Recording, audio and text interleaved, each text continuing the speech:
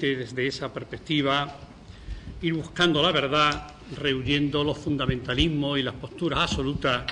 que tanto han marcado la tradición nuestra pasada y que han sido además tan destructores en el marco del siglo XX. Y no cabe duda también que ese pluralismo se manifiesta en la tradición filosófica. Sin embargo, ese pluralismo, que hoy claramente nos afecta a todos en la tradición filosófica, tiene un hándicap fundamental que todos quizás constatamos y que además en estos tiempos de reforma de los estudios de filosofía en las universidades cobran una significación especial. Y es que al haber en la filosofía española no una corriente de pensamiento única como puede ocurrir en otras tradiciones más fuertes que la nuestra, sino una enorme pluralidad a las distintas escuelas y tradiciones filosóficas, hay también una cierta tendencia a que se constituyan dentro de la filosofía lobbies, grupos de presión, que de alguna manera, desde los concursos de oposición hasta las evaluaciones de los planes de estudio, pasando por el reclutamiento de los profesores y determinando además las tradiciones filosóficas de los distintos institutos y de las distintas facultades, generan una cierta tendencia a buscar de una u otra forma a personas que se homologuen con el pensamiento hegemónico dentro de esa tradición que uno representa y con los cuales uno se sienta fundamentalmente en sintonía.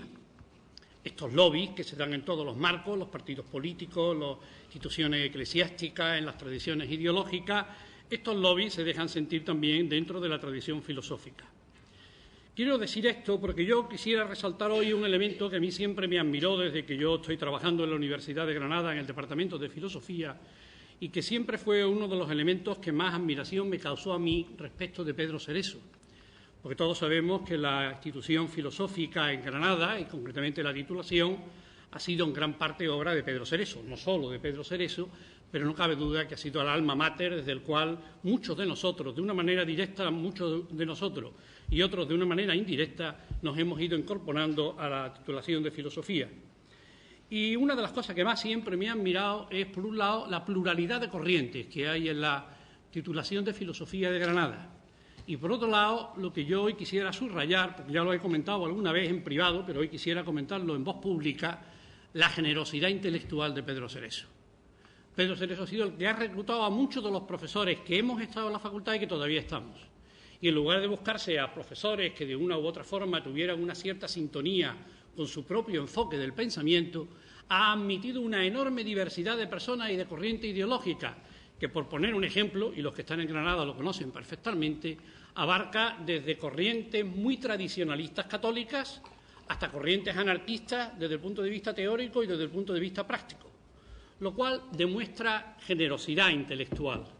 Y yo creo que la generosidad intelectual es también uno de los elementos de la grandeza de las personas. Y yo hoy quisiera eso destacarlo, quisiera destacar ese elemento de generosidad intelectual que Pedro Cerezo ha tenido, en la que además no ha tenido nunca miedo incluso de reclutar entre sus compañeros y entre sus discípulos y entre las personas de su equipo a personas que sabía él que no iban a ser simplemente las que iban a aceptar sin más su pensamiento, sino que iban a entrar en un diálogo crítico con él e iban a hacerle sus propias interpelaciones y sus propias preguntas. Por eso yo quisiera hoy, dentro de este contexto, que es también un contexto de homenaje a la que sin duda ninguna ha sido quizá la personalidad más representativa de nuestra institución filosófica en Granada, quisiera destacar este rasgo que a mí me parece especialmente importante en el contexto en el que estamos viviendo la situación de la filosofía en España hoy y la plasmación de los reclutamientos de profesores, de las evaluaciones de los planes de estudio y de las distintas hermenéuticas desde las cuales analizamos los distintos currículum y las distintas trayectorias filosóficas. Y una vez dicho esto, que es algo que tenía yo especial interés en decir esta tarde, pues vamos a entrar ahora en una problemática que tiene que ver con la que hemos tenido al final de la mañana. Porque lo que yo me voy a centrar hoy es en comentar y desarrollar una problemática que Pedro Cerezo ha tocado ampliamente. Por un lado, un estudio que a mí siempre me ha resultado uno de sus estudios fundamentales y que no es siempre el más conocido, que se titula La reducción antropológica de la teología, historia del problema y reflexiones críticas. Es un largo estudio de más de 100 páginas que él publicó en un volumen colectivo, Convicción de Fe y Crítica Racional, a comienzos de los años 70, donde Pedro Cerezo hace un análisis de la reducción antropológica de la teología, cómo el proceso de la modernidad es un proceso de apropiación de conceptos teológicos, cómo se va estableciendo una configuración de Dios como el Dios de los filósofos, como el ente supremo, una crítica a la ontoteología que la arranca desde los inicios, pero que sobre todo la va a centrar en la problemática moderna a partir de Descartes, con una incidencia especial en uno de los autores que yo creo que más ha trabajado Pedro Cerezo, aunque no siempre en sus publicaciones haya sido de los más tematizados, como es Hegel, que ha sido al que le ha consagrado muchas lecciones dentro de nuestra institución filosófica y que converge al final en la problemática de Feuerbach y de Max Stirner como los que abren, por así decirlo, el marco a eso que es una constante en su estudio. La teología ha sido una fuente fundamental de reflexión filosófica a través de la cual la reflexión filosófica se ha apropiado, ha secularizado y al mismo tiempo ha transformado muchos conceptos teológicos para desde ahí construir los distintos sistemas filosóficos. Esta problemática, la problemática de la apropiación de las categorías teológicas y de la reducción antropológica de la teología, que como digo es objeto del estudio de Pedro Cerezo, la ha continuado luego con muchos de los estudios a los que se han hecho alusión esta mañana, en torno al nihilismo de Heidegger y al nihilismo de Nietzsche, al significado de la muerte de Dios, a la crítica a la concepción de Dios que nos encontramos tanto en Heidegger como en Nietzsche y a las distintas apropiaciones que hacen ambos de elementos teológicos a partir precisamente de su crítica teológica. Por tanto, nos encontramos con un tema que yo creo que forma parte del tronco fundamental de reflexiones de Pedro Cerezo y que puede ser uno de los elementos fundamentales para nuestro análisis. Yo voy a intentar analizar y continuar esta reflexión que ha iniciado Pedro Cerezo, donde voy a intentar mostrar dos cosas, aunque no puedo leer la ponencia porque es una ponencia que resultaría muy larga y que se salta, por así decirlo, el marco de espacio del que nos disponemos.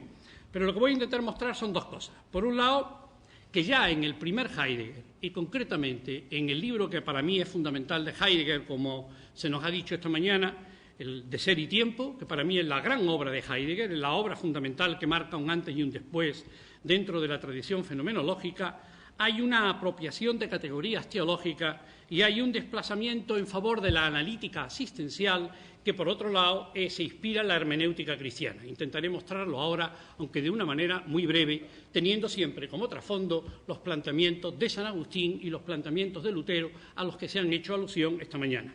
Pero, sobre todo, quisiera centrarme, ya que se ha hecho mucha más alusión esta mañana a esa problemática, quisiera centrarme en el último Heidegger. E intentaré mostrar cómo en la crítica a la ontoteología del último Heidegger, y concretamente cuando despliega Heidegger lo que yo llamo con otros autores el mito del ser, y cuando él establece la diferencia ontológica entre el ser de los entes y el ser, digámoslo así, último, desde el cual hay que comprender el ser de los entes, hay de nuevo una tradición teológica que Heidegger ha estudiado en los inicios y reaparece en la última fase de su producción filosófica, concretamente el maestro Eckhart,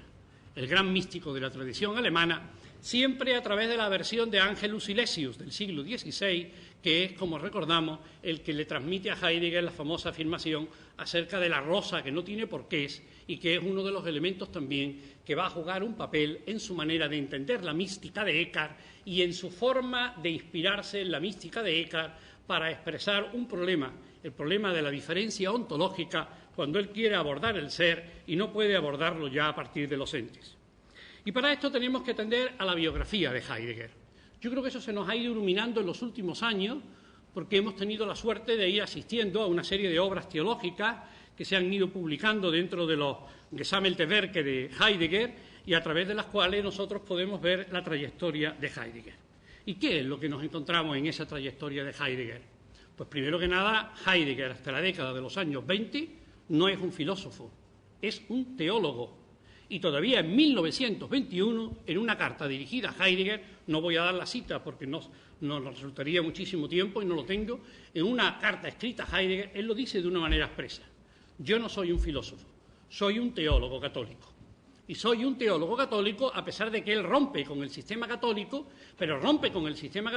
en absoluto rompe con la tradición teológica católica. Se trata, por tanto, desde esa perspectiva, de un Heidegger que tiene toda una biografía en sus primeros años que está determinada precisamente por esos planteamientos teológicos. Entra en el noviciado de los jesuitas, donde tiene que salir por motivos de salud, recibe una serie de estipendios y una serie de becas para continuar sus estudios a través de fundaciones católicas, se mueve en el campo del Zentrum, que va a ser los precursores de la democracia cristiana alemana y que va a ser uno de los elementos que inicialmente tiene la Iglesia Católica para contrarrestar el influjo del nacionalsocialismo hasta que al final van a quedar aniquilados por el ascenso del nacionalsocialismo, y desarrolla toda una serie de estudios en los cuales Lutero, el nominalismo, San Agustín, el mismo San Pablo, su famosa introducción a la fenomenología de la religión de comienzos de los años 20, van a ser elementos determinantes juntamente con la mística. Y ese contexto, que es el contexto que no puedo ahora analizar con detalle, pero que lo encontrarán ustedes cuando puedan leer mi exposición por escrito, en ese contexto cobra una especial significación su habilitación de 1915 sobre la doctrina de las categorías y significados en Duns Scotus, con la cual pretendía lograr la cátedra de filosofía cristiana en Friburgo. Heidegger reinterpreta fenomenológicamente la doctrina de las categorías y la desarrolla como ciencia del origen, luchando contra el psicologismo. El punto de partida de su reflexión sobre Scotus no es el contenido de las categorías, sino la experiencia vital, la vida factual, marcada por la comprensión medieval de la relación del hombre con Dios. Heidegger, en esta época, contrasta la desorientación moderna respecto a la problemática del hombre medieval, orientado a la trascendencia, y afirma que una filosofía que renunciara a esta orientación teológica y filosófica es insostenible. Toda la concepción medieval es teleológica y la subjetividad está marcada por la relación del alma con Dios. La forma fundamental de vida del hombre medieval no está enraizada en la realidad sensorial, ya que ésta tiene carencia de fundamentación y está subordinada a una meta trascendente. No hay que olvidar el trasfondo teológico de Duns Scotus y su integración en la tradición agustina y paulina, a la que Heidegger dedica la mayor importancia en sus primeros cursos y escritos. Scotus parte de la revelación cristiana para desarrollar su propio sistema filosófico, según el cual el intelecto humano tiende a un conocimiento intuitivo y espiritual, y no solo a la abstracción. La esencia del alma busca el gozo divino, fruitivo, que depende de la voluntad y no del intelecto. El carácter relacional de la persona y la absoluta libertad divina, dice Heidegger, forman parte de su teoría de la justificación. La soberanía divina se contrapone a las exigencias de la racionalidad y de la gracia. Es un don al margen de los méritos cristianos. Y aquí Heidegger apunta a la línea de Lutero, que establece desde esa perspectiva la absoluta no validez de las obras humanas y la importancia desde esta perspectiva del abrirse al don divino. En el medievo, la filosofía y la mística son inseparables y no hay que confundir la segunda con la irracionalidad. La filosofía, como forma racional separada de la vida, no tiene fuerza y la mística, como vivencia irracional, no tiene metas. Heidegger busca deconstruir la tradición de Scotus y remite las categorías conceptuales a una forma de vida. La mística medieval, sobre todo la del maestro Eckhart, y categorías como el a priori religioso, la facticidad de la vida cristiana y el sentimiento de dependencia en relación con Dios cobran cada vez más importancia en sus escritos. Estamos, por tanto, en una época claramente determinada por lo que podríamos llamar la fase teológica de Heidegger. Heidegger, sin embargo, fracasa en su intento de lograr la cátedra de filosofía cristiana a la que aspira en la Universidad de Friburgo. Además, a partir del endurecimiento que se produce en la tradición católica con el juramento antimodernista y las medidas de Pío X en contra de la tradición modernista, rompe con el sistema católico, como él mismo expresa en una carta que dirige al que va a ser uno de sus compañeros de trabajo dentro de Friburgo y al mismo tiempo el sacerdote que va a asistir a su casamiento eclesiástico. Rompe con el sistema católico, pero no con el cristianismo. Y en esta ruptura con el cristianismo, de nuevo, vuelve a resaltar Heidegger la importancia de Agustín, de Lutero y del mismo Eckhart. En este contexto, todavía en 1921, cuando ya se está aproximando la época en la que está empezando a preparar su curso sobre Ser y Tiempo, escribe una carta a Leibniz en la cual él se presenta como teólogo cristiano y en la que él sigue reafirmando el carácter cristiano de su filosofía y que al mismo tiempo su filosofía se encuentra enmarcada dentro del marco de la teología. Este es el contexto en el cual, una vez que fracasa en su intento de conseguir la cátedra de Friburgo, se marcha a Gotinga, donde va a recibir la cátedra de filosofía una vez que anuncia la aparición de Ser y Tiempo. Ser y Tiempo, no cabe duda, que es el libro fundamental desde el cual nosotros tenemos que comprender, como bien se ha resaltado esta mañana, la importancia y la internacionalidad que tiene Heidegger a partir de la década de los años 20. Pero ¿qué es lo que ocurre dentro de este libro de Ser y Tiempo? Dentro de este libro de Ser y Tiempo nos encontramos una analítica existencial que está cargada de categorías teológicas, categorías como la del ser para la muerte, la temporalidad, de la cual él ha hecho un análisis muy detenido en su interpretación de la escatología, en su introducción a la fenomenología cristiana de los años 20, la pregunta por el ser y la caída del Dasein, son elementos que se encuentran claramente estructurados tanto en la tradición de San Agustín como en la misma tradición nominalista. Se trata de elementos que ponen en primer plano la incapacidad humana y que al mismo tiempo nos avisan de que todas las categorías teóricas tienen que ser remitidas a las formas de vida, concretamente a la experiencia preteórica, y que desde la determinación existencial del hombre es desde donde tenemos que comprender las distintas conceptualizaciones que se hacen a partir precisamente del carácter óntico del hombre y de la analítica existencial, que es la que nos abre a la problemática del ser.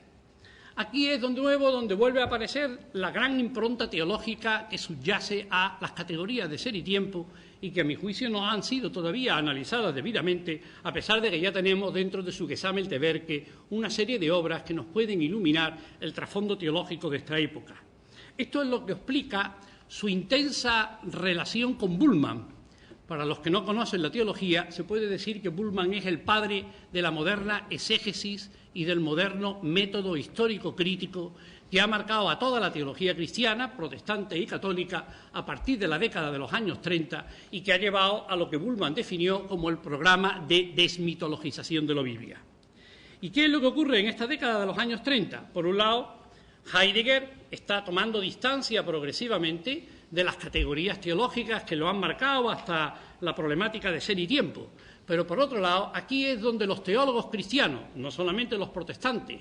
él tiene una gran afinidad, como digo, con Bullmann, con el que mismo Heidegger dice que se reúne cada semana, pero no solamente con Bullmann. Autores como Karl Barth, el famoso autor de la teología dialéctica, que no tiene nada que ver con la dialéctica marxista, pero que es uno de los pocos teólogos alemanes que se va a enfrentar con el nacionalsocialismo, o incluso Helder, o incluso autores como Gogarten, que van a ser uno de los antecesores de la teología de la laicidad y de la teología de la secularización, todos ellos de tradición protestante, son los interlocutores con los cuales se relaciona a Heidegger en esta época de Gotinga. Al mismo tiempo, esta es la época en que una serie de teólogos católicos, entre los cuales está Karl Rahner, entre los cuales está Lotz, entre los cuales está Sieber, está Max Miller, etcétera, una serie de teólogos católicos asisten a sus clases porque encuentran que hay una, por así decirlo, afinidad entre las categorías antropológicas y existenciales que está desarrollando Heidegger en su analítica existencial de ser y tiempo y la hermenéutica cristiana de la vida y el modo fáctico de vida que se inspira en la tradición del cristianismo primitivo, que es la que le sirve de fuente de inspiración a Heidegger a través de la mediación de Lutero y a través de la mediación de San Agustín. Con lo cual nos encontramos un doble proceso en este marco. Por un lado, él se inspira en una hermenéutica antropológica, la cristiana, que juntamente con los planteamientos de Aristóteles y con la tradición neoplatónica le ofrece referentes para la recomposición que él hace de su propia tradición filosófica, y por otro lado, busca un origen antropológico de esa hermenéutica cristiana en la que él intenta, por así decirlo, encontrar el origen del que parte el cristianismo y, por tanto, encontrar la base preteórica desde la cual el cristianismo ha hecho su propia hermenéutica. Es una paradoja que cuando realmente Heidegger irrumpe en la teología,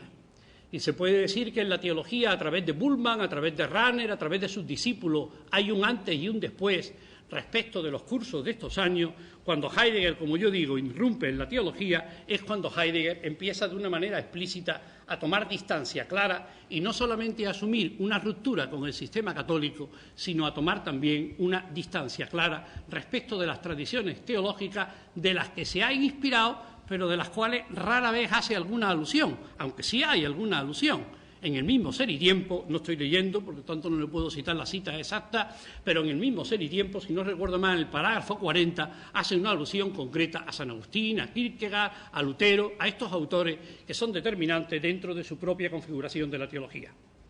A partir de los años 30 comienza lo que algunos han denominado la época más sombría de Heidegger, y es la época que está marcada de una manera simbólica por la problemática de su discurso del rectorado, por su actividad académica, por sus luchas entonces contra la filosofía cristiana, concretamente contra Hecker, con su intento de eliminar las cátedras de filosofía cristiana que todavía siguen subsistiendo dentro de la Universidad Alemana y con el intento de hacer una nueva interpretación de los conceptos de angustia, de finitud, y desde esa perspectiva de diferencia ontológica entre el mundo óntico y el mundo de la ontología fundamental que él ha desarrollado magistralmente el Ser y Tiempo. En la época en la que rompen sus estudios sobre Hölderlin, sobre Nietzsche y sobre el mismo Ginger, que marcan además una cesura dentro de su tradición filosófica. La muerte del dios judeocristiano deja paso a la aparición de una nueva mitología de neopagana, de dioses germánicos y de dioses inspirados en la tradición griega, en las cuales Hölderlin va a ser uno de los referentes fundamentales, pero también la lectura que él hace de Nietzsche y de la cual, como se nos ha indicado esta mañana, ha hecho un magnífico estudio Pedro Cerezo, que a mi juicio por sí solo merece la pena de ser estudiado y analizado porque constituye uno de los elementos fundamentales desde los cuales podemos comprender la continuidad y discontinuidad que existe entre Heidegger y Nietzsche al abordar la tradición cristiana. En este contexto es en el contexto en el que se produce, no voy a analizar los elementos nazis de su propia problemática. No cabe duda que él intenta influir en el movimiento nacional socialista y que él quizás ingenuamente pretende que con su propia tradición filosófica puede interferir en el curso ideológico del movimiento nacional socialista. En los últimos años, a mi juicio, uno de los magníficos estudios que se ha publicado sobre esta problemática, aparte de los ya conocidos estudios de Ott o de Pegeler o incluso del mismo Faría, están los estudios últimos que ha realizado John Caputo, que a mi juicio constituyen en este sentido un eje primordial del análisis de Heidegger, y en este contexto es donde empieza una nueva problemática del ser. Una nueva problemática del ser en la cual lo primero que nos encontramos es un relato global. Un relato global que entra en confrontación con uno de los elementos, a mi juicio, más válidos del planteamiento nietzscheano. Y el planteamiento nietzscheano es que no hay un relato global, que lo que tenemos son perspectivas, y que, por tanto, todo intento de hacer un relato global, como él pretende, de toda la tradición metafísica, es ya de entrada una, por así decirlo, simplificación en la cual tenemos una perspectiva unilateral que se convierte en el prisma global desde el cual se quiere analizar toda la tradición de Occidente. En este contexto es en el contexto en el que no solamente hay un concepto unitario de metafísica y un relato global del ser, sino además una apropiación de categorías escatológicas. En la escatología, no me puedo poner ahora a analizar esto, la escatología no es solamente una problemática que tiende al futuro. El tiempo mesiánico, recordemos a Walter Benjamin, en la cual no hay una plenitud del tiempo histórico, sino una ruptura del tiempo histórico, precisamente por la incompletud del tiempo histórico, sino que además en la escatología lo que tenemos es una promesa original, una revelación original que se despliega hasta el final de los tiempos y que es la que al final de los tiempos va a dar una plenitud a una filosofía de la historia global como la desarrollada por San Agustín. También aquí nos encontramos este relato unificado en la que hay una perspectiva original, y esa perspectiva original es la revelación del ser en la época presocrática, que se constituye en una clave fundamental de toda su concepción unitaria de la metafísica y que al mismo tiempo vuelve a reaparecer al final, porque de alguna manera él se siente heredero de esa época presocrática en la que ha habido una manifestación del ser en el propio ocultamiento del ser, que van a ser las categorías desde las cuales él va a intentar desarrollar su mito del ser en esta etapa tardía de su propio pensamiento. En este contexto es en el contexto en el cual se plantea la problemática de la ontoteología desde la perspectiva del mito del ser. Y en este contexto es el contexto en el que tenemos de nuevo una reapropiación de la problemática ontoteológica desde una clave que es teológica, pero que en este caso no es teológica desde la perspectiva simplemente de Lutero o de San Agustín, sino en la cual entra, como quiero mostrar, el maestro Eckhart. En el contexto de la hermenéutica de Ser y Tiempo, las categorías teológicas, como digo, eran las categorías de San Agustín y las categorías de Lutero las que sirven de trasfondo. Ahora, el rechazo de la hermenéutica afín al cristianismo de la primera época es la otra cara de la apertura a los dioses neopaganos. En el imaginario sobre los dioses confluyen las referencias a la hermenéutica presocrática, ya que Sócrates, Platón y Aristóteles forman parte de la metafísica que rechaza, y los simbolismos de la mitología germana cobran auge desde la década de los 30. Por un lado, critica la metafísica grecocristiana, la ontoteología del Dios de los filósofos y la concesión tradicional teológico-filosófica de Dios como ser supremo. Por otro lado, anuncia la posibilidad de un Dios adveniente que ocupe el lugar vacío dejado por el Dios judeocristiano.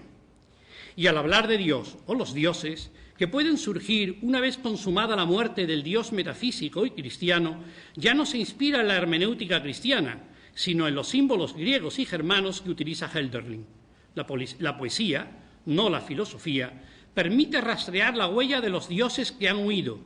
decir lo santo en la época de la noche del mundo, nombrar a los dioses y a las cosas desde lo que son.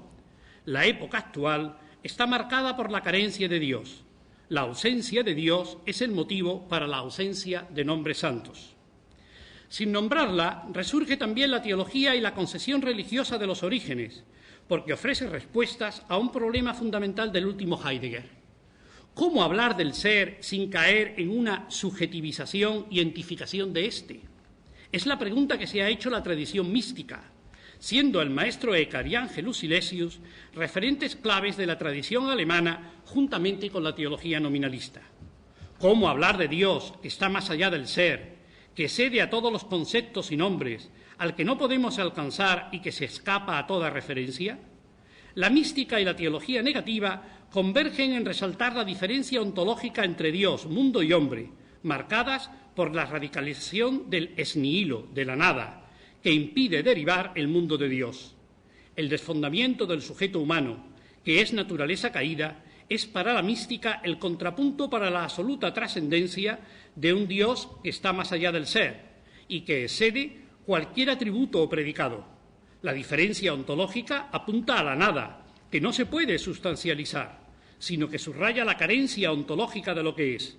Dios entra en la filosofía desde la nada del ente y del ser común. Otra cosa distinta es que la teología haya pensado a Dios como ser identificado, el ser supremo. La ontoteología surge no porque se piense la diferencia ontológica, sino porque se identifica el ser subsistente divino. Ahí es donde juega un papel fundamental el conocimiento por Heidegger de la tradición mística, en concreto la de Eckhart al que se refiere en sus escritos, y con el que tiene un paralelismo analógico y estructural. De todos es conocida la referencia mística a la rosa de Angelus Silesius, que es para Heidegger el prototipo de un ser sin porqués ni fundamentos, que le sirve para ejemplarizar el juego del ser en sus manifestaciones, que acontece sin más. El maestro Eckhart parte de que el ser es Dios, no al revés, y que Dios es más que el ser, en cuanto que el ser de los entes es causado. La creación es un despliegue, un resultado de la ebullición de Dios. El hombre no tiene acceso a Dios, sino que sólo puede predisponerse a su revelación desde el despojo, Gelassenheit, y abandono, desde el dejar ser las cosas sin porqué, sin confundir a Dios con las cosas, ni mezclar el ámbito de lo creado y de lo divino. Hay que dejar a Dios ser el mismo. Detrás de cuanto decimos y pensamos sobre Dios, más allá de la conceptualidad metafísica y de toda referencia causal. Incluso, afirma el maestro Eckhart, le pide a Dios que lo libere de Dios, porque a Dios hay que buscarlo, pero no nombrarlo. Hay que predisponerse a la donación de Dios, a la teología de la gracia, de la que nos hablaba Pedro Cerezo esta mañana, pero no a hacer ningún esfuerzo por conseguir a Dios, porque Dios está más allá de cualquier esfuerzo humano. Heidegger Rechaza el misticismo en cuanto fuga mundi, pero acepta explícitamente la gran mística de Eckhart y se refiere a ella y su forma de comprender la relación de Dios y el hombre. El paralelismo de su planteamiento se muestra en que la esencia del hombre pertenece a la del ser y en que hay una caída del hombre en lo cotidiano cuando olvida el ser en favor de las entes. De la misma forma en que Eckhart exige dejar a obrar a Dios en el alma, así también el ser se revela. El ser solo exige del hombre apertura y despojamiento, Gelassenheit, Abgeschiedenheit, palabras constantes dentro de la tradición mítica de Eckhart. El peligro místico de la mundanización corresponde en Heidegger al de la evaporación y olvido del ser en un mundo entificado y tecnificado. Lo que para el teólogo es Dios, lo es el ser para el filósofo, aunque Heidegger rechaza siempre la identificación de Dios y el ser. Pero su lenguaje es criptoteológico, el de la teología negativa en su sentido más radical. Rechaza el lenguaje tradicional de la eminencia que permite utilizar el concepto de analogía por medio de una dialéctica de negación y de superación.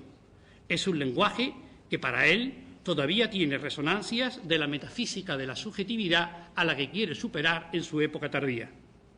En este contexto, solo se puede hablar de Dios desde la revelación y comunicación de éste, la razón sede para que surja la fe. Esta dinámica, conocida por Heidegger desde sus primeros escritos, le lleva a confesar en 1953 que sin su origen teológico no habría alcanzado nunca el camino del pensar. Y añade, pero el origen permanece constantemente como futuro. Esta es la modalidad que elige Heidegger para hablar del ser. Se apropia, sin mencionarlas, de categorías teológicas y recupera al Dios escondido, a la racionalidad, que se oculta tanto más que se revela, para desplazar a la teología en nombre de una metafísica del ser que es criptoteológica. Heidegger, y con esto acabo, pretende penetrar en la esencia del nihilismo más que superarlo, recuperar el valor deconstructivo de la nada y abrirse a un ser que se oculta más que desvelarse. Ahí surgen sus alternativas al cristianismo, que pone el acento en la revelación de Dios, mientras que él prima su ocultamiento y abre espacios al posterior deconstruccionismo de Derrida. La radicalización de la diferencia ontológica, que lleva a un dualismo casi siempre ontológico y siempre epistemológico entre el ser y los entes, imposibilita hablar de Dios y también del ser, y la crítica heideggeriana se vuelve autorreferencial. Es un pensar desde el límite,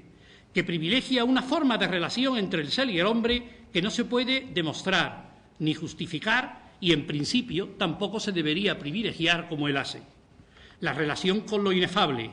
que Heidegger subraya tachando el ser, se completa con la búsqueda de un modo de pensar no metafísico en el que se cuestiona la razón y el desfondamiento del sujeto.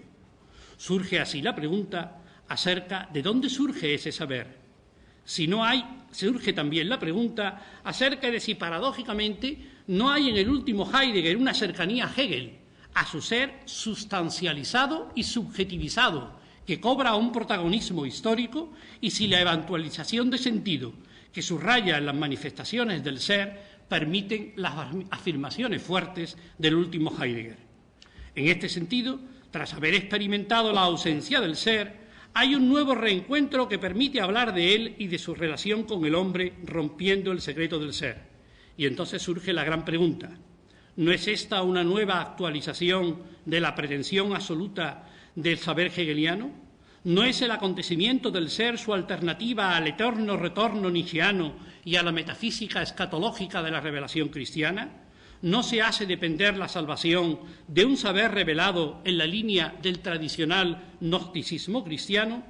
Aquí es donde podríamos encontrar un paralelismo estructural entre el fundamentalismo del ser del último Heidegger, que rechaza cualquier crítica racional como metafísica de la subjetividad y que se abre al filósofo al que se le revela el ser, de la problemática fundamental de la mística cristiana, que también nos lleva a la problemática del fundamentalismo cuando absolutizamos la absoluta asimetría entre Dios y el hombre y la incapacidad de las categorías racionales para adentrar en el misterio de Dios, con lo cual solamente estamos abiertos a la revelación del ser que hay que ejecutar de una manera absoluta, y entonces es cuando nos encontramos con que esa carencia de categorías racionales nos abre la puerta a los irracionalismos, fundamentalismos y elementos fanáticos que tantas veces se ha dado en la tradición cristiana y que es el resultado precisamente de esa concesión de un Dios absoluto que se esconde a la razón y que se escapa a la crítica racional, como ocurre también con el ser en la última etapa del último Heidegger. Muchas gracias.